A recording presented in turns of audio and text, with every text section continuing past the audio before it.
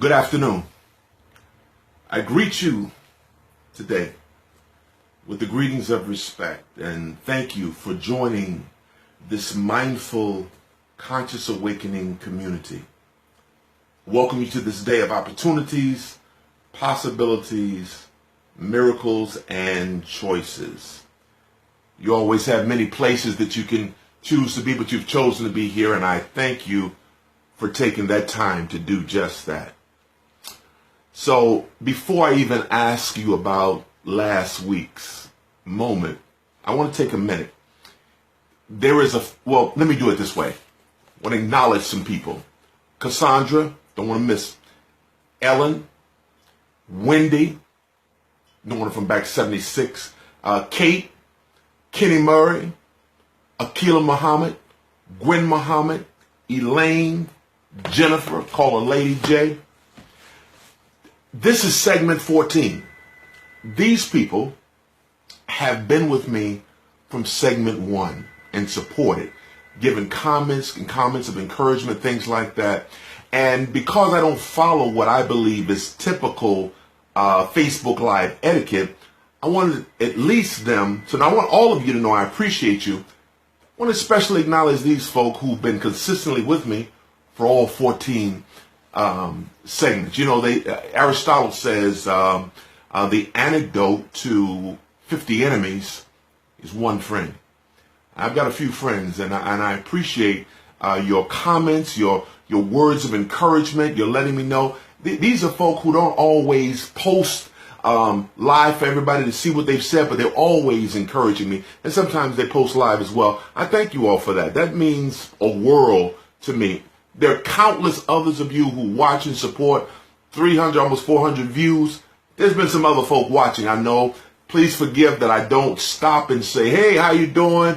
As we're doing this live, because I'm not as skilled as some others, and I'll lose track of where I'm going if I'm speaking to everybody as they're chiming in. But what I do try to do is respond to that after the moment has passed. And I realize I'm absorbing some of the moment doing this, but I thought it was important that I say I appreciate those of you who support and encourage what I'm doing. Thank you for that. So, to what we did last week, we talked about I only have a minute, right? The value of that moment, maximizing that time. I know you shared the video. I saw that. Did you share the message? Did it allow you to engage in some healthy and some rich conversation that was good for you beyond mediocrity? That's always the encouragement. So I thank you all for doing that. Even if I didn't mention your names, I appreciate everything that you do in the sharing of the message. So we always begin with relaxing and breathing, because it's important to do that. This time, just try this. Relax your face. Relax. Relax your neck. You may be at a computer or sitting. Relax your neck. Relax your shoulders. Relax. Relax your arms. Relax. Relax your chest. Relax. Relax your stomach. Relax. Relax your legs. Relax. Relax your feet. Relax. It's important that we take a moment and assess. Our body behaves according to the way it believes. And if you believe that you have the power to control much of what goes on inside your body, use that power to command it to relax so that you are in control. So when something happens outside of your realm of control, you are able to command yourself to relax and get to that place of peace and balance so that you can be effective going forward, doing what has to be done. Your body behaves according to the way it believes. Believe that you have the power to change and even heal yourself in many cases. Bringing us to our mindful moment. Inspired from the 1500s, something that you've heard many times from Shakespeare. It goes kind of like this. to be or not to be. Whether it is nobler in mind to suffer the slings and arrows of outrageous fortune or take arms against a sea of trouble and by opposing in them, to be or not to be. What's suggested in this Shakespeare piece is that there are many people who are more comfortable suffering the slings and arrows of outrageous fortune, in other words, complaining about what's going on and what somebody is doing to them or what this situation has caused to happen to them, instead of rolling up their sleeves and opposing against a sea of trouble.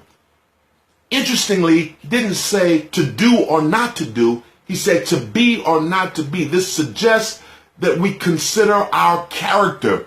Who are you?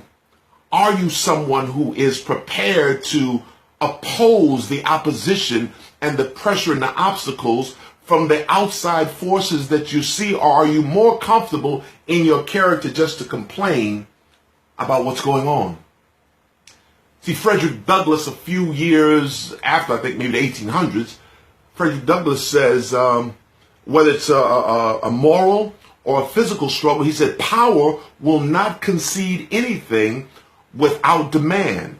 He said, if you find out exactly what any people are willing to quietly submit to, you'll find out the exact extent that injustice or wrong can be opposed upon them, and will continue until they resist with words or with blows or both. He's suggesting that power will not concede without demand. So if you have things going on in your professional life that you would like to see changed, it's going to cause for a demand on your part. That means to roll up your sleeves and do something about it. If something is going on inside of your personal life where you feel like you're receiving pressure or unfair treatment from people in your personal world, what are you prepared to do about it? Are you prepared to just continue to complain or roll up your sleeves and oppose? He said, power concedes nothing without demand. I heard a great man once say, in order to make the change that you need, you have to have the testicular fortitude to be able to do that. I love the way he put that when I heard that. See, some people want revolutionary change in their life. They want revolutionary change in their professional life. My career, they just don't treat me right on my job or in my business, or I have these people in my life that just don't treat me right. You have to be willing and prepared to be a revolutionary, have the audacity to create the type of change that you would actually like to see. And if you choose to become a revolutionary and create revolutionary change in your life, realize it's going to get rough sometimes. To be or not to be. Who are you? So you feel the pressure of these outside people and forces sometimes who you know don't have your best interest in mind, saying or doing things against you. How do you bear up under that pressure until you're in a position to resist? I'm going to refer to a movie that I saw years ago. It's called Rolling Thunder. And the man in the movie, he said to his friend, he was talking to him, he said, man, they use this rope at least a couple of times a day, torturing us. At least twice a day they used it on us. The guy said, man, I don't see how you was able to make it. He said, I learned to love the rope. He says, when you love your enemies, they don't know when they're doing harm to you. And you can continue to survive until you're in a position to resist. He learned to love the rope. It doesn't mean that we stay in a oppressed situation, but it means while we are in that position, while we are building our strength so that we can resist as we need to resist, learn to love the rope. Love your enemies so that they don't know the harm that's being brought on you by them. Understand the power that you have to be a revolutionary, to have revolutionary change in your professional life, to get the life that you want. Revolutionary change in your personal life, to have the kind of relationship that you want. Roll up your sleeves. Power concedes nothing without a demand. Never did, never will. So, I encourage you to look for opportunities to look in the mirror and examine yourself. Examine the things going on in your professional life, in your personal life. See if you are sitting back, suffering slings and arrows and complaining about the things that's going on, or are you one of those who are rolling up your sleeves and say, you know something, I'm going to address this issue here and handle what's going on here. Look for opportunities to step up. Look for opportunities to pass this message on to somebody else, because maybe you are that revolutionary. Maybe you act with audacity to go with respect to go after the things that are important in your life, but you might have somebody in your circle who's not doing it yet, haven't learned how to do it. Pass the message on to them in your language, the way you would say it. Consider looking for an opportunity to do that. Consider the possibility of what your life would be like if you took charge. If you took charge and created the life that you wanted, created the day that you wanted, knowing that no one outside of yourself can do harm to you except by your permission. And if they're causing uncomfortable things for you to experience and deal with, learn to love the rope. Consider the possibility of the power of that position, that mind shift that will be in your favor.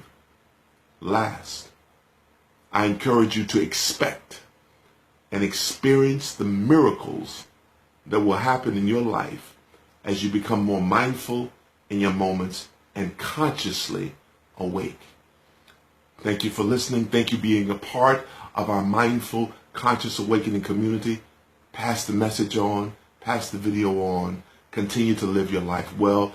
Thank you again. Until the next time, with respect, travel well.